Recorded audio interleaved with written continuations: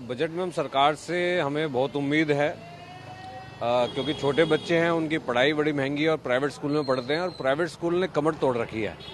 सबसे बड़ी दिक्कत क्या होती है कि बच्चों की जो बुक्स हैं वो हर साल बदल जाती हैं।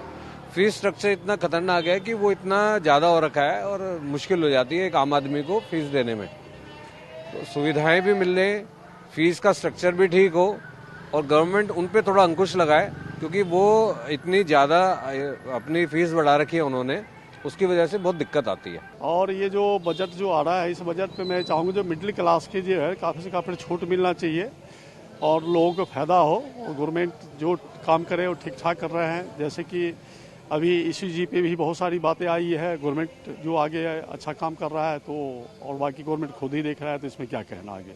बजट से उम्मीद क्या कर रहे हैं आप? बजट से ये उम्मीद कर रहे हैं जो कि आगे लोगों के हित में आएगा और हम आदमी इस पे आगे और बढ़ चढ़ के कारोबार करेगा, सब ठीक ठाक रहेगा।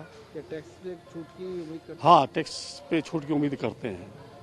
सीनियर सिटीजन को मिलना चाहिए, युवा को भी मिलना चाहिए। कारोबार में आगे गति मिलेगा, रोजगार आगे बढ़ेगा, देश विकास करेगा। सर, इसमें छूट काफ़ी कम है और बढ़नी चाहिए। मेरे हिसाब से जितनी बढ़ेगी वो ये होगा, खर्च के दायरा बढ़ता है लोगों का, क्योंकि हम लोगों को खर्च सारे बढ़ते जा रहे हैं और छूट से फायदा न के बराबर हुआ है। इसकी लिमिट और बढ़ाई जाए, मेरी एक ही मांग है, सुझाव है सरकार से। क्या बचत नहीं हो पा रही थी? बचत बिल्कुल नहीं हो पा रही है। क्या वजह लग रही थी? वजह यही है, खर्चे बढ़ते जा रहे हैं। रेट महंगाई की जो है उसके हिसाब से, इनकम जो है उसके हिसाब से महंगाई भी उतनी ही है कि सब खर्च बराबर जा रहे हैं। बिल्कुल बचत नहीं हो पा रही है। हाँ, ये दवाइयाँ तो थोड़ी सस्ती होनी चाहिए। रेट बहुत ज़्यादा है आजकल, और जो बड़ी बड़ी बीमारियाँ होती हैं उसके लिए फिर बहुत नुकसान होता है। हम लोगों के पास इतना पैसा नहीं हो पाता इलाज कराने के लिए। थोड़ा सस्ता होना चाहिए, अच्छा और सस्ता होना चाहिए। इस एज में तो वैसे भी दवाइयों की बहुत ज़रूरत होती है। हाँ, नेचुरली जो अपने रिटायरमेंट के बाद शरीर को स्वस्थ नहीं रखता है, तो उसके लिए तो जो वो निर्भर दवाइयों पे होता है, तो उसके लिए तो दवाइयाँ तो बहुत ही महंगी है, बहुत महंगी है। अगर लेने जाओ तो मैंने भी ली हुई है, मार्केट से परचेज़ की हुई है, तो उसका जो है वो पेंशन जिसको मिलती है वो भी पूरा नहीं कर पाता। हमारा तो मेडिकल फैसिलिटी भी नहीं है, इंश्योरेंस पे है, तो इसलिए दवाइयाँ बहुत महंगी हैं। इसके बारे में कुछ जो जन सुविधाएँ वैसे दूसरी दी हुई हैं उसमें सस्ती मिल जाती हैं, पर इजीली अवेलेबिलिटी उसकी नहीं है।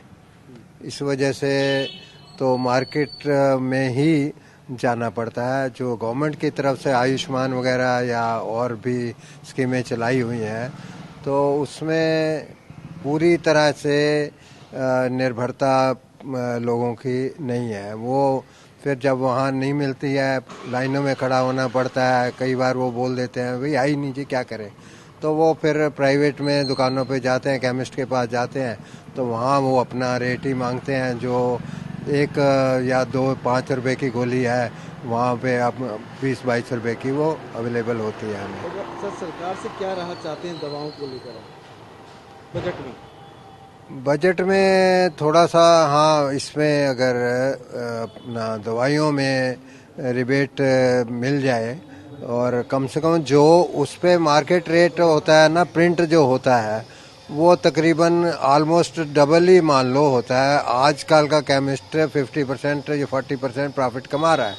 हर गली गली में केमिस्ट खुले हुए हैं, इसी वजह से वो खोल लेते हैं और उनको लाभ ज़्यादा होता है, तो लाभ की वजह से ऐसा हो रहा है। और तो हम गवर्नमेंट से तो यही अपील करेंगे कि जो प्रिंट रेट है कम से कम उस पे 10% और लेस करके दे।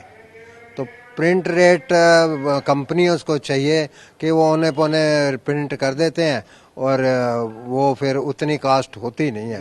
दवाओं पे बड़ी राहत, हाँ, राहत नेचुरली दी जाए तभी एक रिटायर्ड बंदा खुशी रह सकता है। देखो, इंडिया में इनकम टैक्स का स्ट्रक्चर बहुत देर से सेम चल रहा है। इसमें एटलीस्ट जो हमारी जो 1.5 लाख की जो सेविंग वाला पार्ट है उसे इंक्रीज़ करना चाहिए गवर्नमेंट को, क्योंकि मिडिल क्लास के लिए इनकम टैक्स का जो एक बहुत बड़ा बर्डन है उसको झेलना उसके लिए मुश्किल पड़ता है। इसलिए गवर्नमेंट से तो यही रिक्वेस्ट कर सकते हैं कि जितनी मैक्सिमम रिबेट हमें मिले इसमें उसको इंक्रीज करना चाहिए। और क्या क्या उम्मीद कर रहे हैं आप? बाकी रोज़मर्रा की ज़िंदगी है, उसमें चीज़ें एकदम स्मूथ चलनी चाहिए, महंगाई भी ज़्यादा नहीं होनी चाहिए। एटलीस्ट मिडिल क्लास का जो सेक्टर है वो हमारे इंडिया में बहुत ज़्यादा है, इसलिए उसको फोकस करना चाहिए कि महंगाई थोड़ी सी कंट्रोल करनी चाहिए गवर्नमेंट को। कि जिस हिसाब से 12,75,000 की छूट दी गई है उस छूट में हमारे को बचत हो नहीं पा रही है, तो इस बजट में बढ़ना चाहिए, साथ में इनकम भी बढ़ना चाहिए। जो अभी 8वां पे कमीशन जो चलने वाला है उसमें अभी तक उसका कोई भी विवरणी सामने नहीं आ पाई है, जबकि 1 जनवरी 2026 से उसको लागू होना चाहिए था। वैसे तो सरकार ने 18 महीने का समय लिया है, लेकिन अभी तक उसका कोई व्यवस्थित उसकी सूचना अभी तक जन सूचना को नहीं मिली है।